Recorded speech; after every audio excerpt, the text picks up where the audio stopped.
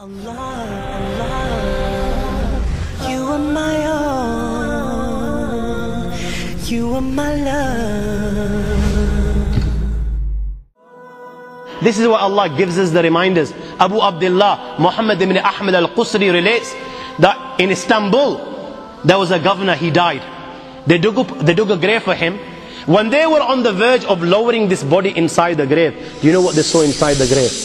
They saw a black snake waiting for him inside the grave. They were terrified. Naturally, they were terrified.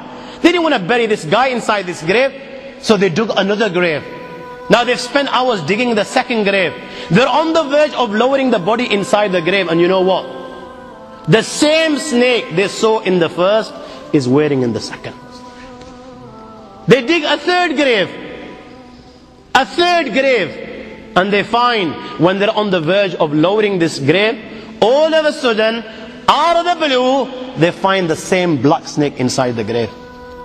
I ask you, my young friends, you know, on that particular occasion, that narration, what do you think it suggests? How many graves do you think they dug on that day? 4, 5, 6, 7, 8, 10, 15, 20, 25, 30 graves. The narration says that on that day, they dug about 30 graves. Every time the grave was dug and they were on the verge of lowering this body inside the grave, they would find the same black snake waiting. Where are you going to hide?